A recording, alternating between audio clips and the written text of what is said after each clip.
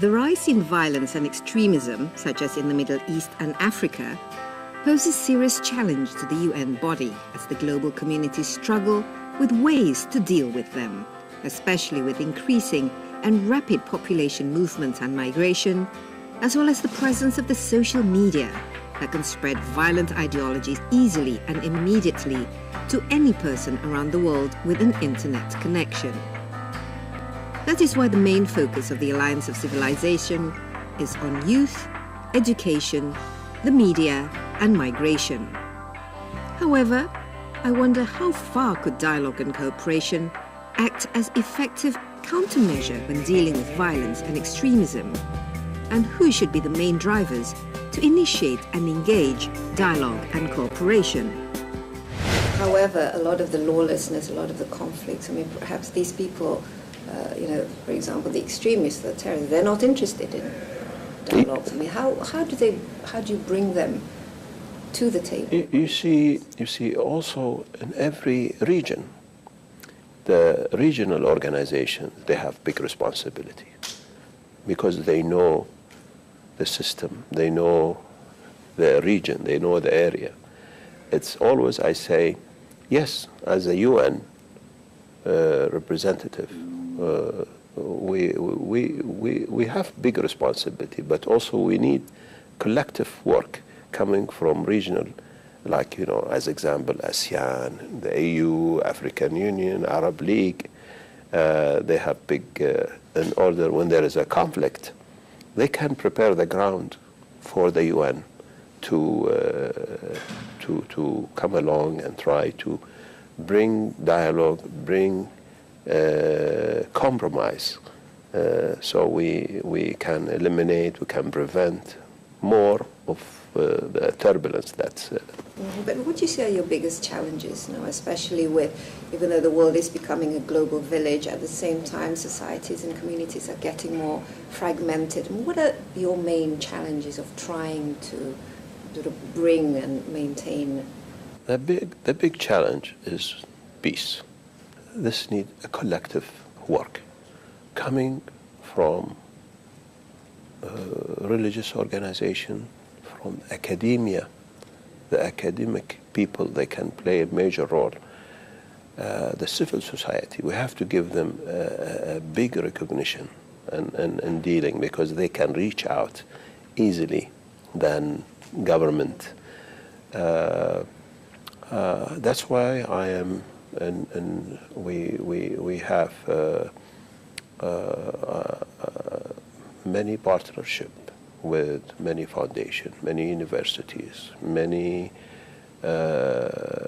UN agencies as well. It's not only UN AOCs, but also we need to work collectively with the UN organization. There's many organizations that we can work together, and I travel a lot. I attend many good meetings that with a great initiative, either in Asia or in Africa or in Europe. I see a lot of demand for our work, because sometimes you cannot solve a conflict by using power area. Now, you mentioned migration as one of your focus, of course. People move around a lot these days, more than ever. And yes. Perhaps it creates a multiculturalism which brings benefits, but also yes. challenges. I mean, you see more racial, ethnic, religious conflicts. But what do you think are the drivers or the motivators of these conflicts, really? Is it because we as human beings find it very difficult to live amongst each other when we have so many differences, whether it's cultural, social, or economical? Yeah, you see, when there is prosperity, less tension, less problem. When there is financial crisis, always migration comes to. Of course, today, as you said, this is a global village. The world is becoming like a global village. So the more with the technology, we are coming very close to each other, the more you will see problems. Of course, we have to be ready. We have to be ready how to address all the problems. Today, many conflicts in many regions lead to people to leave the country, going to Europe, going somewhere else, looking for a better life. Then they go there, and when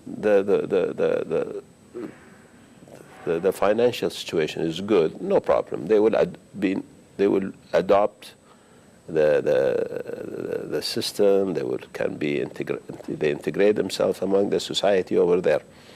But some of them, they come without education, fear from conflicts, from poverty. They go outside, and then they will not be welcomed by others. I visited many countries and many regional, which the migration, it's really a big concern for them, because they said, yes, we don't mind. He said, you have to also look, on the other hand, those people come not only seeking, they're coming to steal your job or to take something from you. They are coming here to live and contribute to the society. And you know, when you look around today, really you will be surprised to see many aging nation in 30, 40 years, they will be in big trouble, because